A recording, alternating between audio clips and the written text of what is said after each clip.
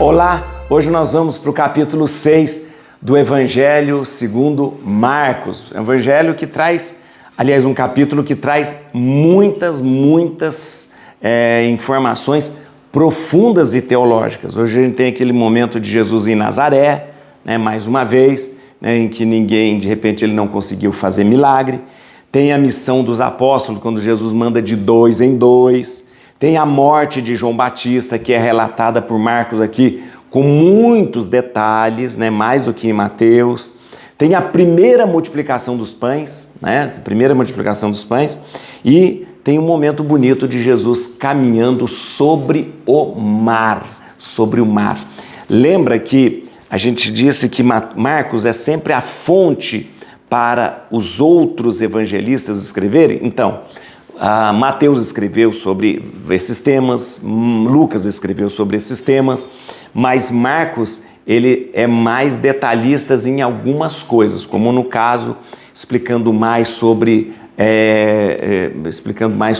João Batista, explicando mais sobre a multiplicação dos pães. Vamos acompanhar? Mas vamos lá, eu queria só fazer um agradecimento a vocês, porque eu sempre fico muito comovido e tocado pelas pessoas que geralmente elas contribuem aqui com o canal. Eu quero mais uma vez deixar bem claro para vocês que esse é um trabalho que eu faço, não é um curso para ser pago, não é um curso que tem inscrição paga, não é nada disso. É um trabalho que eu faço mesmo para você aprofundar na Bíblia com conhecimento, entendendo a exegese, a hermenêutica, o contexto histórico, arqueológico de tudo isso. Então, mas tem muitas pessoas, são essas pessoas que eu me dirijo agora, são muitas pessoas que são tocadas a contribuir com o canal e contribuir mensalmente. Muito obrigado por isso, muito obrigado. Eu fico sempre muito comovido, mesmo não tendo nenhuma obrigatoriedade para isso. Então, você que de todo mês contribui, então muito obrigado, obrigado mesmo. Tem as formas de contribuir, que é aqui no Valeu, que é o do próprio sistema do YouTube, Você puxa para cá, tem ali, clica no Valeu e contribui. E muitas pessoas usam o Pix, para contribuir. Então, esse Pix aqui, pix@padreaurizo.com.br. E muito obrigado você que de repente valoriza o trabalho, faz isso todo mês. Então eu queria lembrar, trazer aqui o meu agradecimento a você que todo mês colabora, ou de vez em quando colabora. Muito obrigado por isso, tá bom? Mas vamos lá, gente. Dá um like no vídeo. Isso mesmo, dá um like no vídeo. Compartilhe esse vídeo e chame as pessoas para participar com a gente dessa caminhada tão bonita. Vamos lá? Bíblia na mão, Espírito Santo no coração. Vamos ler hoje o capítulo 6. Depois ele partiu dali e foi para a sua pátria, seguido de seus discípulos. Quando chegou o dia de sábado, começou a ensinar na sinagoga. Muitos o ouviam e, tomados de admiração, diziam: de onde lhe vem isso? Que sabedoria é essa que lhe foi dada? E como se operam por suas mãos tão grandes milagres? Não é ele o carpinteiro, filho de Maria, o irmão de Tiago, de José, de Judas e de Simão? Não vive aqui entre nós também suas irmãs? E ficaram perplexos a seu respeito. Mas Jesus disse-lhes: um profeta só é desprezado na sua pátria, entre os seus parentes e na sua própria casa. Não pôde fazer ali milagre algum. Curou apenas alguns poucos enfermos, impondo-lhes as mãos. Admirava-se ele da desconfiança deles e, ensinando, percorria as aldeias circunvizinhas. Então chamou os 12 e começou a enviá-los 2 a 2. E deu-lhes poder sobre os espíritos imundos. Ordenou-lhes que não levassem coisa alguma para o caminho, senão somente um bordão, nem pão, nem mochila, nem dinheiro no cinto, como calçado, unicamente sandálias, e que se não revestissem de 2 túnicas. E disse-lhes: em qualquer casa em que entrardes, ficai nela até vos retirardes dali. Se em algum lugar não vos receberem nem vos escutarem, saí dali e sacudi o pó dos vossos pés em testemunho contra eles. Eles partiram e pregaram a penitência e expeliam numerosos demônios, ungiam com óleo a muitos enfermos e os curavam. O rei Herodes ouviu falar de Jesus, cujo nome se tornara célebre. Dizia-se: João Batista ressurgiu dos mortos e por isso o poder de fazer milagres opera nele. Uns afirmavam: é Elias. Diziam outros: é um profeta como qualquer outro. Ouvindo isso, Herodes repetia: é João a quem mandei decapitar, e ele ressuscitou. Pois o próprio Herodes mandou prender João e acorrentá-lo no cárcere por causa de Herodíades, mulher de seu irmão Filipe, com o qual ele se tinha casado. João tinha dito a Herodes: não te é permitido ter a mulher do teu irmão. Por isso, Herodíades o odiava e queria matá-lo, não o conseguindo, porém. Pois Herodes respeitava João, sabendo que era um homem justo e santo, protegia-o e, quando o ouvia, sentia-se embaraçado, mas mesmo assim, de boa mente, o ouvia. Chegou, porém, um dia favorável, em que Herodes, por ocasião de seu natalício, deu um banquete aos grandes de sua corte, aos seus oficiais e aos principais da Galileia. A filha de Herodíades apresentou-se e pôs-se a dançar, com grande satisfação de Herodes e dos seus convivas. Disse o rei à moça: pede-me o que quiseres e eu te darei. E jurou-lhe: tudo o que me pedires te darei, ainda que seja metade do meu reino. Ela saiu e perguntou à sua mãe: que hei de pedir? E a mãe respondeu: a cabeça de João Batista. Tornando logo a entrar apressadamente à presença do rei, exprimiu-lhe seu desejo: quero que sem demora que me des a cabeça de João Batista. O rei entristeceu-se, todavia, por causa de sua promessa e dos convivas, não quis recusar. Sem tardar, enviou um carrasco com a ordem de trazer a cabeça de João. Ele foi, decapitou João no cárcere, trouxe a sua cabeça num prato e a deu à moça, e esta a entregou à sua mãe. Ouvindo isso, os seus discípulos foram tomar o seu corpo e o depositaram num sepulcro. Os apóstolos voltaram para junto de Jesus e contaram-lhe tudo o que havia feito e ensinado. Ele disse-lhes: vinde à parte para algum lugar deserto e descansai um pouco, porque eram muitos os que iam e vinham e nem tinham tempo para comer. Partiram na barca para um lugar solitário à parte. Mas viram-nos partir, por isso, muitos deles perceberam para onde iam, e de todas as cidades acorreram a pé para o lugar aonde se dirigiam, e chegaram primeiro que eles. Ao desembarcar, Jesus viu uma grande multidão e compadeceu-se dela, porque era como ovelhas que não têm pastor, e começou a ensinar-lhes muitas coisas. A hora já estava bem avançada, quando se achegaram a ele, seus discípulos disseram: este lugar é deserto e já é tarde. Despede-os para irem aos sítios e aldeias vizinhas e comprar algum alimento. Mas ele respondeu-lhes: dai-lhes vós mesmo de comer. Replicaram-lhe: iremos comprar 200 denários de pão para dar-lhes de comer? Ele perguntou-lhes: quantos pães tendes? E de ver. Depois de se terem informado, disseram: 5 e 2 peixes. Ordenou-lhes que mandassem todos sentar-se em grupos na relva verde. E assentaram-se em grupos de 100 e de 50. Então tomou os 5 pães e os 2 peixes, e erguendo os olhos ao céu, abençoou-os, partiu-os e os deu aos seus discípulos para que lhos distribuíssem, e repartiu entre todos os 2 peixes. Todos comeram e ficaram fartos. Recolheram do que sobrou 12 cestos cheios de pedaços e os restos dos peixes. Foram 5.000 os homens que haviam comido daqueles pães. Imediatamente, ele obrigou os seus discípulos a subirem para a barca para que chegassem antes dele à outra margem, em frente de Betsaida, enquanto ele mesmo despedia o povo. E despedido que foi o povo, retirou-se ao monte para orar. À noite achava-se na barca no meio do lago, e ele a sós em terra.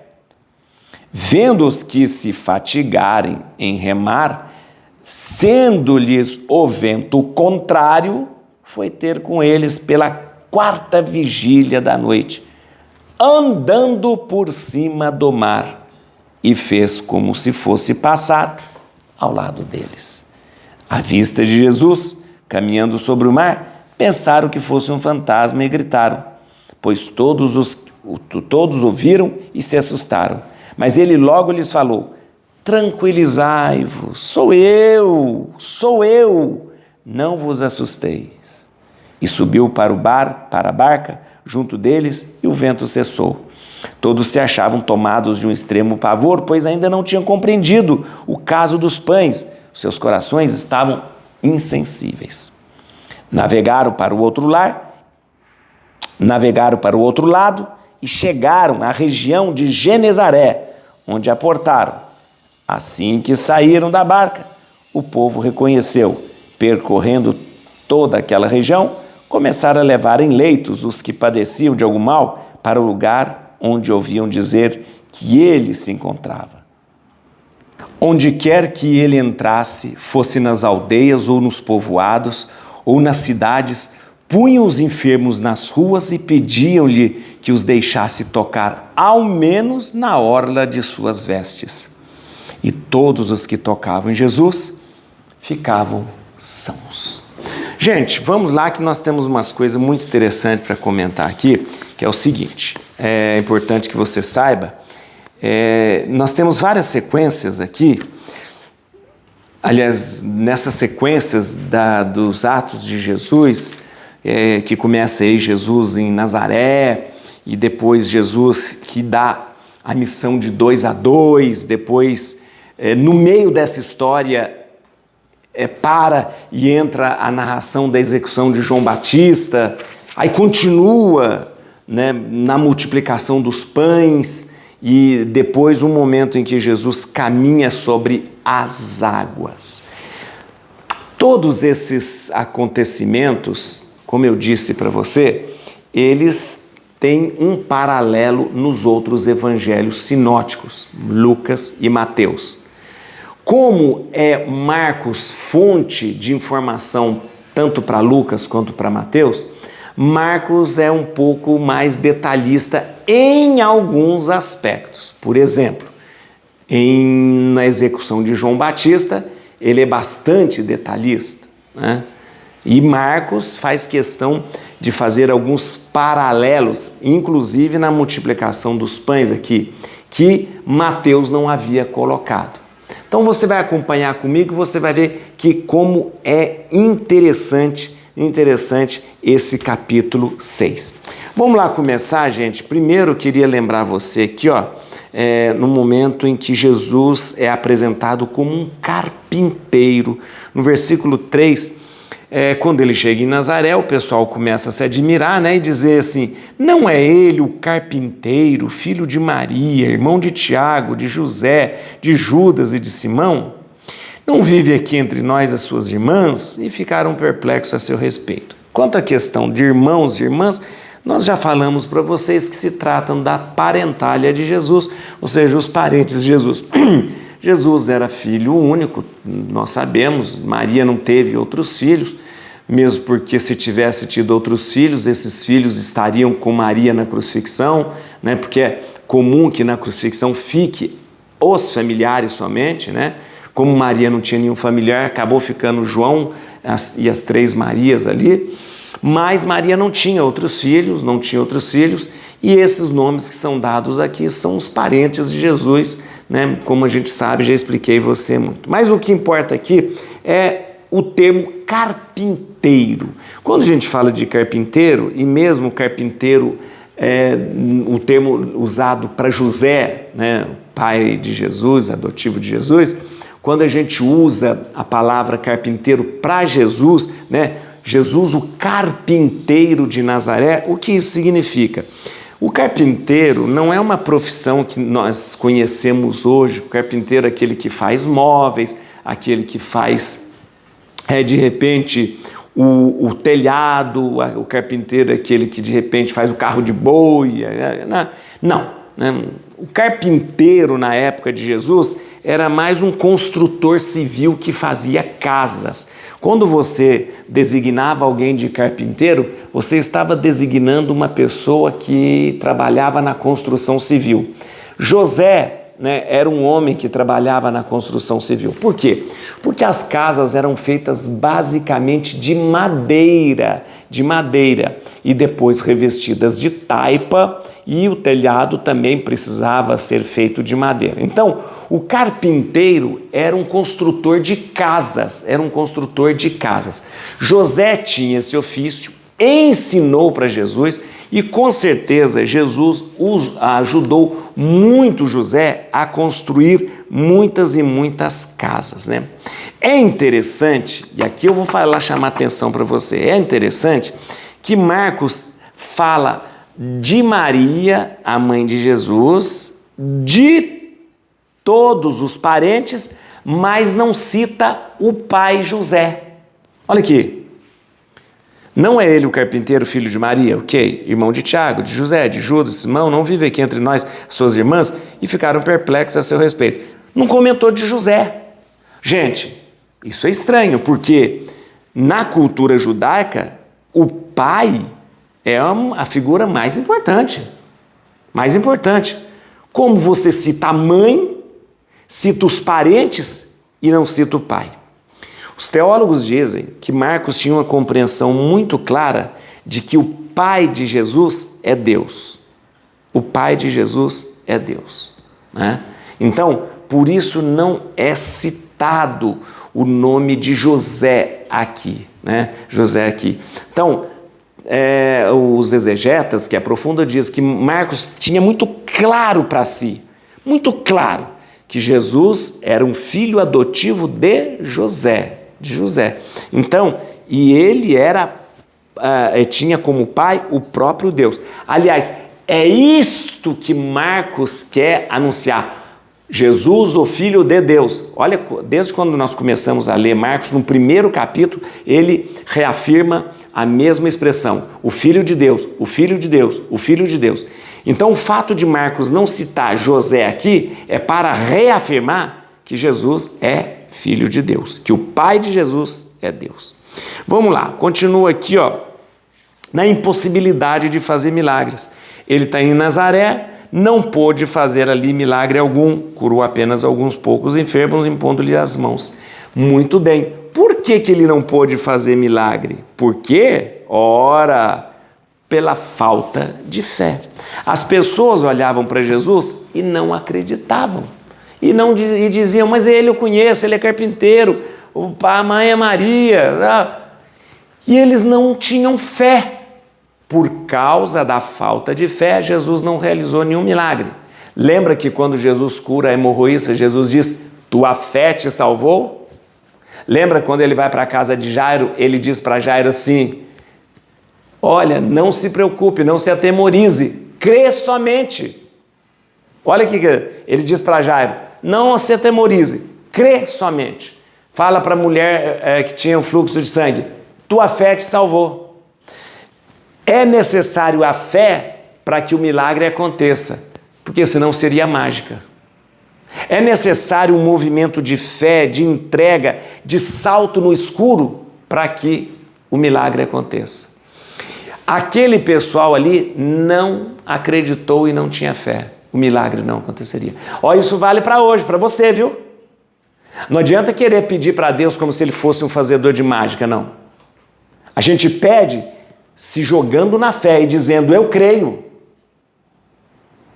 Crê somente. Eu peço a Deus e falo assim, já tenho certeza que consegui. Eu peço a Deus e já falo para mim, já sou, possuidor dessa graça e dessa bênção. Agora, se pedir sem fé, não que ele não consiga fazer, mas é porque você obstaculiza a fé, coloca o milagre, coloca uma barreira e Deus não consegue fazer o milagre. Muito bem. No versículo 10, tem uma coisa muito interessante. Lembra quando Jesus fala assim, E disse-lhes: em qualquer casa em que entrardes, ficai nela até vos retirares dali. Isso aqui é basicamente o mandamento da hospitalidade, né? Todo mundo deveria receber o outro na sua casa, né? A hospitalidade oferecida ao missionário é fabulosa na cultura semítica, né? Então, uma pessoa que vai levar a palavra de Deus, você deve abrir a sua casa, você deve dar a cama, você deve dar comida, você deve dar água, né? E Jesus fala: vai e leve. Se ninguém quiser você, então bata o pé, ou seja, vai embora, sem levar ressentimento, sem levar nada, vai embora, né? E daquele lugar, né? O próprio pó que não vai ser pregado nos seus sapatos vai ser testemunho contra eles, né? Mas a hospitalidade aqui é algo que deve ser lembrado, e até hoje, como falta-nos a hospitalidade, né? Às vezes a gente recebe, aliás, nem recebe a pessoa, né? Nem recebe a pessoa em casa, no coração, nada, né? Vamos lá, no versículo 12, eles partiram e pregaram a penitência. O que é pregar a penitência? Pregar a penitência? Muito bem. A questão de penitência aqui é a conversão e o arrependimento.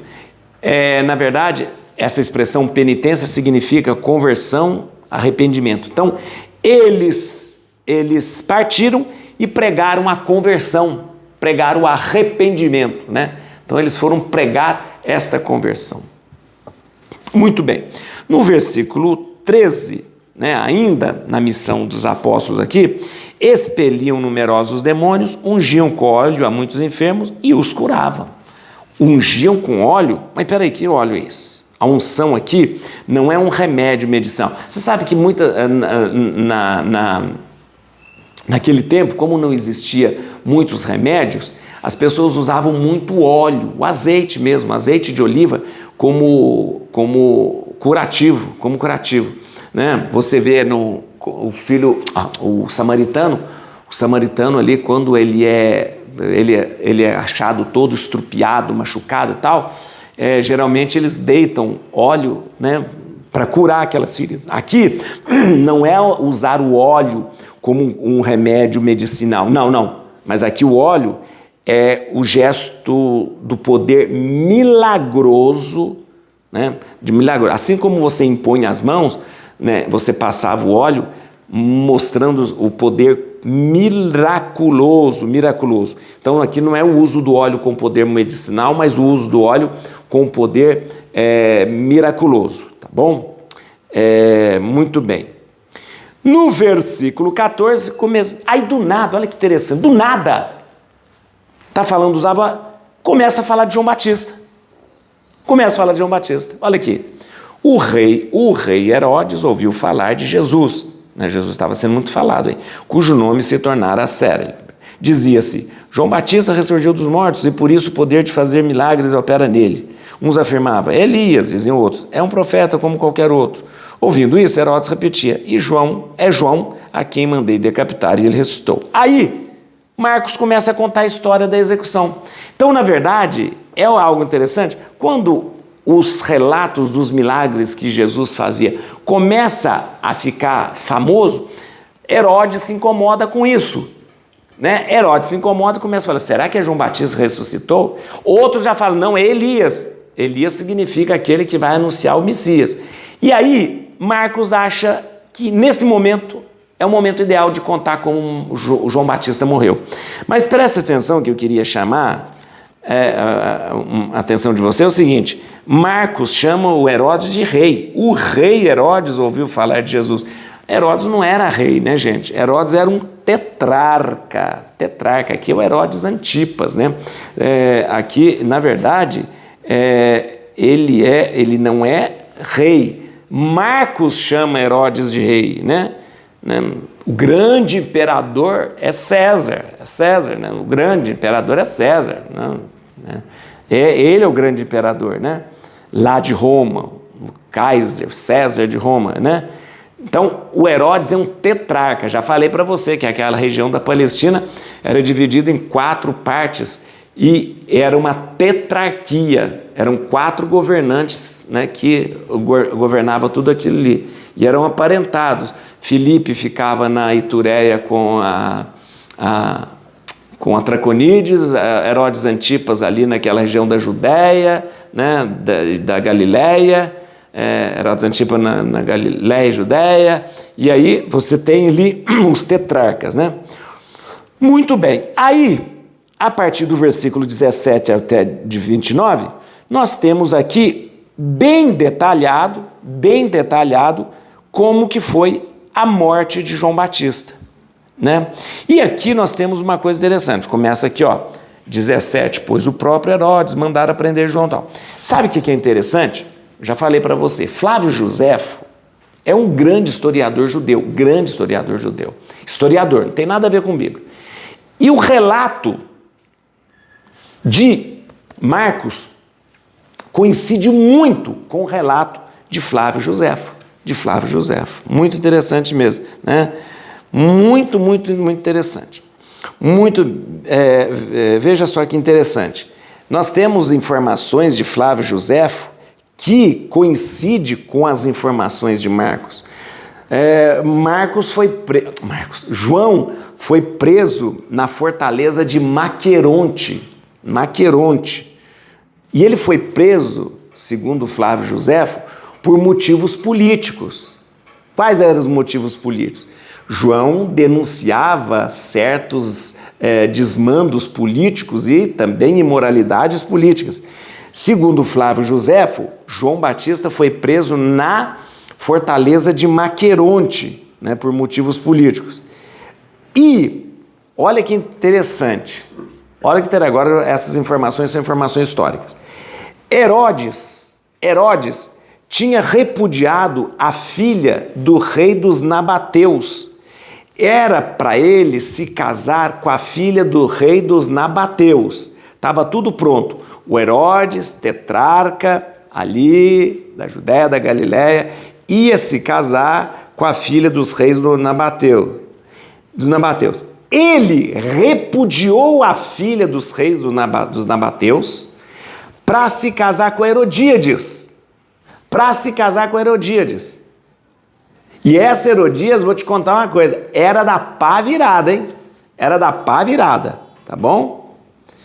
Aí o que aconteceu, né? Ele acabou perdendo uma guerra para os nabateus, e foi praticamente considerado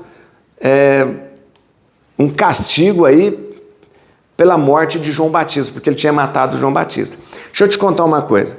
Ele ia fazer uma aliança com o rei dos nabateus. Tá. Ia casar com a filha dos reis, do rei dos nabateus. Ele repudiou e falou, não, eu quero casar com Herodíades. Houve uma batalha em que ele acaba perdendo a guerra para os nabateus. Ou seja, o fato dele repudiar a filha do rei dos nabateus causou um problema político que se tornou uma guerra. Herodes acabou perdendo essa guerra.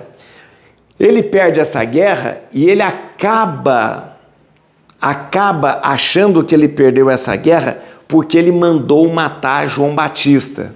Como muito supersticioso, ele mandou matar João Batista. E esse negócio de ele ter casado com Herodíades foi um grande problema, um escândalo. Você está pensando que é um escândalozinho? Vou te contar, presta atenção. Vou te contar. A Herodíades, vou te contar uma coisa, olha que povo sem vergonha. Olha que família que não presta, essa família do Herodes. A Herodíades era esposa de Herodes, mas um Herodes, que tinha o mesmo nome do Herodes Antipas, que morava em Roma. Lá em Roma, morava o irmão do Herodes Antipas, e ele tinha o mesmo nome de Herodes. Aliás, eles tinham o nome Herodes Antipas, Herodes Filipe. Herodes era um nome muito comum, na família do Herodes, que descendia de Herodes Magno, tá bom? Muito bem. A Herodíades era esposa já do Herodes, que morava em Roma. O Herodes que morava em Roma era irmão do Herodes Antipas, que morava na Judéia. na Judéia. Está entendendo? Está entendendo? Muito bem. O Herodes Antipas tinha um outro irmão chamado Filipe. O Filipe era o tetrarca da Itureia e da Traconítides. Itureia e Traconítides ficava do lado leste do Jordão. Atenção, Itureia, Traconítides ficava do lado leste do Jordão. E o Filipe era tetrarca dali. Vai guardando aí, tá bom?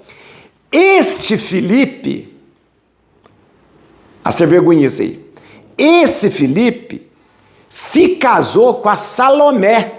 Quem é Salomé? Aquela que dançou pro Herodes. Essa Salomé é filha de Herodíades. Filha de Herodíades. Agora vem o escândalo. Pra você ver se o João Batista não tinha razão. Agora vem o escândalo. A Herodíades tinha esse nome por quê? Porque a Herodíades era neta do Herodes Magno. Neta do Herodes Magno. O Herodes Magno era pai do Herodes Antipas. Logo, o Herodes Antipas era tio da Herodíades. Muito bem. O Herodes Antipas se casou com a sobrinha. Olha a confusão dos diabos. Mas ao mesmo tempo que ela era sobrinha, ela era cunhada dele. Porque a Herodíades já tinha sido casado com Herodes que morava em Roma. O Herodes que morava em Roma casou também com a sobrinha Herodíades. Ela deixa o casamento com o seu tio para casar com outro tio, que era o Herodes Antipas. Não, e aí você não está entendendo.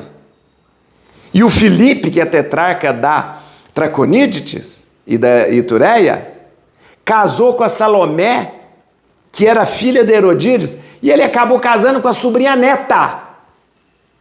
Acabou casando com a sobrinha. Olha que povo sem vergonha. Ah, meu filho. O Filipe casou com a sobrinha neta, que era a Salomé. O Herodes Antipas casou com a sobrinha e, ao mesmo tempo, ex-cunhada. Muito bem. Olha que coisa horrorosa. Você acha que o João Batista ia ficar calado? Claro que não. João Batista meteu a língua nisso tudo, nessa sem-vergonhice, nessa falta de moralidade. É tio que casa com sobrinha, tio que casa com sobrinha neta, é tio que dê um horror. Essa família de Herodes não presta, não acredita neles. É um povo que já não presta desde o tempo que Jesus nasceu, quando mandou matar lá as crianças, né? Mas, uma família que não vale nada, família de Herodes. Nada, nada, nada. E João Batista, então, começa a falar e fala muito mesmo, tá bom? O que acontece é que João Batista foi decapitado por causa daquela história toda, que a Salomé, né, que dançou lá, que filha de Herodíades, pediu, né? E tudo armado, gente, tudo armado. Não vem com essa história de falar que, ai meu Deus, não sabia. Mentira.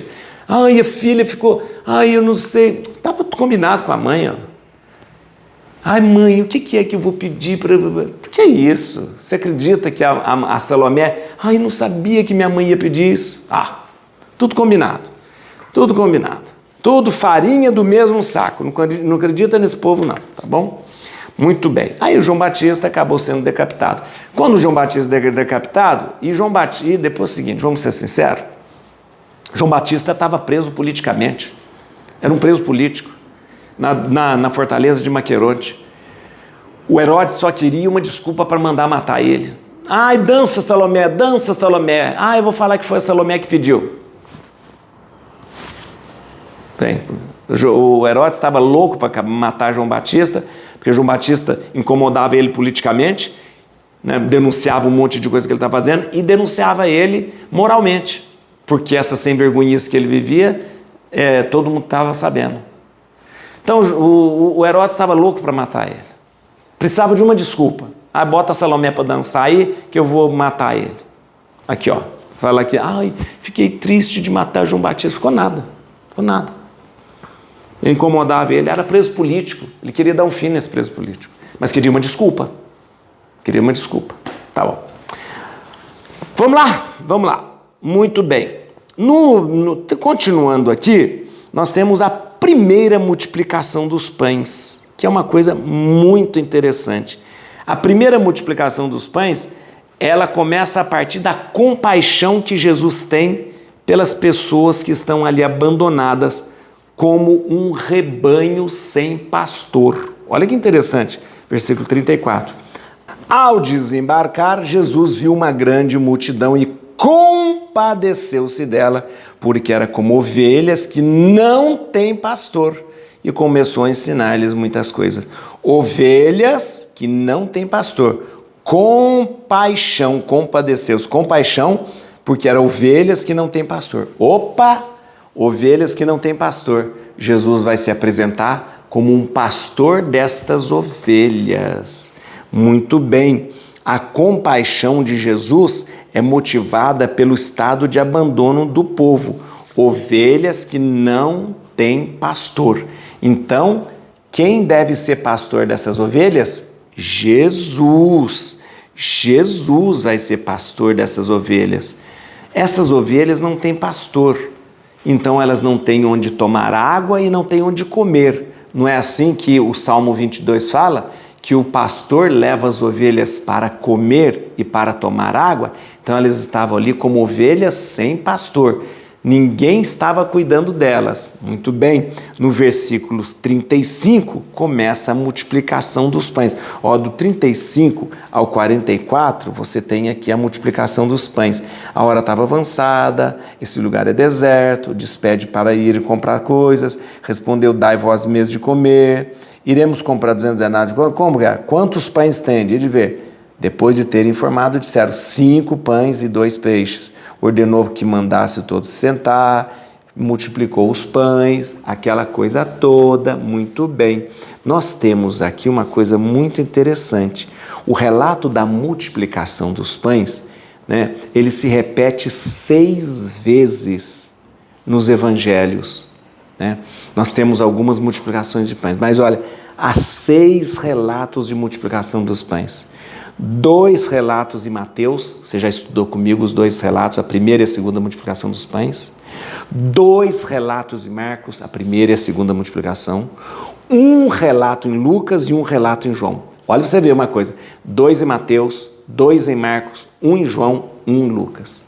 Olha para você ver como que os evangelistas levavam a sério o relato da multiplicação dos pães. E a multiplicação dos pães foi um fato tão espetacular, tão maravilhoso, que eles repetiram isso 6 vezes nos relatos. 6 vezes. Então, não é assim, é um gesto simbólico, é um gesto só para mostrar e ilustrar. Não, é um fato que chamou tanto a atenção do povo e dos apóstolos e dos evangelistas que eles repetem 6 vezes. Mas veja uma coisa interessante aqui. Eu falei que Jesus diz, eles são como ovelhas sem pastor. O pastor leva as ovelhas para comer e leva as ovelhas para a relva para descansar. Não é isso? O Salmo 22 fala, ele me leva até as águas tranquilas, me conduz pelos relvas e pelos pastos, não é? Então vai comigo aqui, 39. Ordenou-lhes que mandassem todos sentar em grupos na relva verde.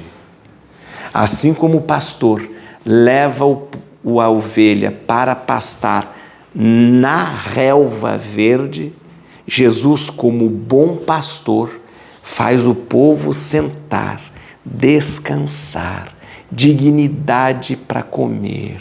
Muito bem, o povo se senta. Quem come em pé é cavalo. Quem come em pé é bicho, é animal. Jesus leva o seu povo, que está como ovelha sem pastor, para a relva verde, para os pastos, como o bom pastor leva as ovelhas. Faz eles se sentarem porque eles não são bichos. É dignidade de ser humano que senta para comer, porque quem come em pé é bicho que come em pé. Eles se sentam, e é uma referência direta ao Salmo 22, porque o Salmo 22 fala do pastor que dá alimento para a ovelha e faz as ovelhas descansarem. Olha que lindo. No versículo 40, olha que lindo agora. E assentaram-se em grupos de 100, de 50, 40. Fala para a gente aqui, olha, a organização do povo no deserto. Olha que Jesus organizou o povo, olha, aqui de 100, de 50. Sabe o que lembra isso? O povo, quando caminhava no deserto, quando eles paravam para se alimentar, quando eles paravam para fazer qualquer atividade, o povo era organizado em grupos de 100, de 50 e tal. Aqui Jesus se apresenta como aquele que conduz o povo nessa grande marcha do deserto da vida. Que lindo isso, gente! No versículo 41, Jesus faz uma oração. Então tomou os 5 pães e os 2 peixes, e erguendo os olhos ao céu, abençoou-os, partiu e deu aos seus discípulos a que todos distribuíssem e repartiu entre todos os peixes. Aqui Jesus usa a oração de uma liturgia dos judeus, né? Quando eles repartem o pão, até hoje eles fazem a oração do pão no Shabat, na sexta-feira à noite. A família se reúne e eles dão a bênção do pão, né? Ali no Shabat. Jesus usa uma prece de louvor que era muito comum na liturgia judaica, parte o pão e Deus realiza o milagre. Quantos cestos sobram? Olha aqui, quantos cestos sobram? Versículo 43, recolheram do que sobrou 12 cestos cheios de pedaços e os restos dos peixes, 12 cestos. Eles usavam geralmente, porque de onde surgiram esses cestos? Normalmente quando as pessoas viajavam ou iam para algum lugar, elas levavam um cesto de vime, onde elas levavam seus víveres, né, o seu suprimento. São esses 12 cestos. Sobrou comida. O que significa sobrar comida? A abundância do reino de Deus, a abundância das coisas que vêm de Deus. Tudo que Deus nos dá é abundante, tudo que Deus nos dá sobra. E aqui sobraram 12 cestos. 12 significa uma plenitude. Então, quando Deus faz um milagre tão bem feito que sobra. Quando Deus faz o milagre dele é tão grande que é abundante. É abundante. Olha que lindo isso. E no versículo 45, né? Imediatamente ele obrigou os seus discípulos a subirem para a barca para que chegasse antes dele à outra margem, em frente de Betsaida, enquanto ele mesmo despediu o povo. Falou, vamos para Betsaida, vamos. Onde que fica Betsaida, gente? Já falei para vocês. Betsaida é uma cidade situada na margem esquerda do Jordão. Na margem esquerda do Jordão, fica logo antes do Jordão desaguar no lago de Genezaré. O Jordão vem, aí ele deságua no lago de Genezaré, né? Antes dele desaguar, na margem esquerda está Betsaida ali, tá bom? Está Betsaida. No versículo 48, há o episódio maravilhoso de Jesus que caminha sobre as águas, né? O povo foi despedido, retirou-se para o monte orar. À noite, a barca estava no meio do lago. Vendo-os se fatigarem, remar, que eles estavam remando, porque o vento estava muito contrário, aquele vento que eu já te falei, que de repente tocava do Mediterrâneo, foi ter com eles pela 4ª vigília, 4ª vigília significa entre 3 e 6 horas da manhã, né? Andando por cima do mar, e fez como se ele fosse passar ao lado deles, andando por cima do mar. Ué, peraí. Então, 4ª vigília significa entre 3 e 6 horas. Né? Você sabe que os dias eram contados, as horas eram contadas de 3 em 3 horas. Né? Como que era? Prima, terça, noa, sexta. Prima, terça, sexta, né? Tudo isso. Na madrugada era contado por vigílias. 1ª vigília, 2ª vigília, 3ª vigília. Era a 4ª vigília. A 4ª vigília era mais ou menos 3 horas. E ele vem caminhando sobre o mar. Caminhando sobre o mar? Espera aí, onde está escrito que Deus caminha sobre o mar? Jó fala isso. Jó capítulo 9, versículo 8 fala isso. Jó fala isso, olha interessante. Jó capítulo 9, versículo 8. Jó capítulo 9. Ele sozinho formou a extensão do céu, falando de Deus. E caminha sobre as alturas do mar. Jó tinha falado isso já, meu Deus do céu. Jó tinha falado que Deus caminha sobre o mar. Olha que maravilha. E Jesus, porque é Deus, Ele pode caminhar sobre o mar. O mar que significa medo, o mar que significa tempestade, o mar que significa o mundo, o mar que significa tudo aquilo que nos faz mal. Jesus caminha sobre o mar. Mas peraí.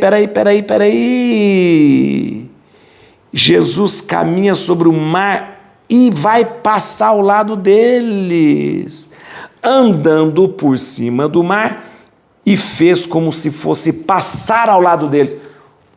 Jesus passa do lado deles, sabe como o quê?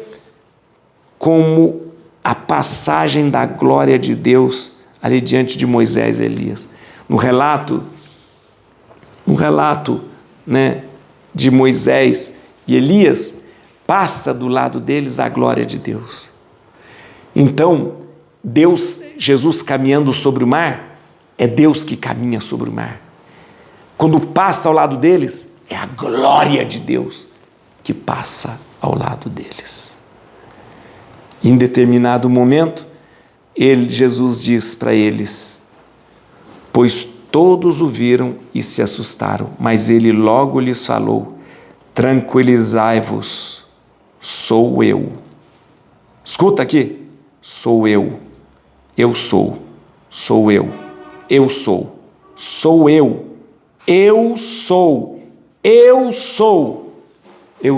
é o nome de Deus. Naquele momento em que Jesus caminha sobre o mar, ele se mostra como Deus verdadeiro, porque só Deus pode caminhar sobre o mar. Naquele momento, ele passa ao lado deles como a glória de Deus que passa por eles. E o próprio Jesus diz, não tenham medo, eu sou.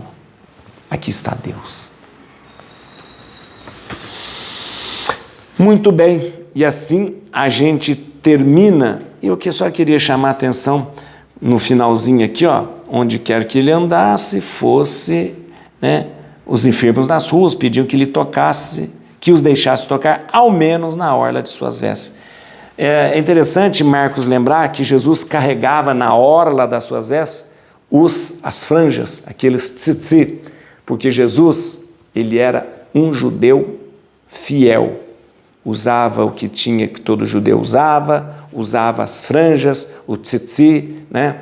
Porque Jesus era um homem fiel à lei. Bom, olha, gente, é muito bonito a gente analisar ponto por ponto e aprofundar ponto por ponto do Evangelho. Assim a gente vai percebendo que Jesus tem algo muito especial para nós, para sua família, para nós em particular, e para cada um de nós um jeito diferente de chegar ao nosso coração. Et crucem Domine, fugit partes adversae, vite teleo de tribiuda, radix Davide. Aleluia.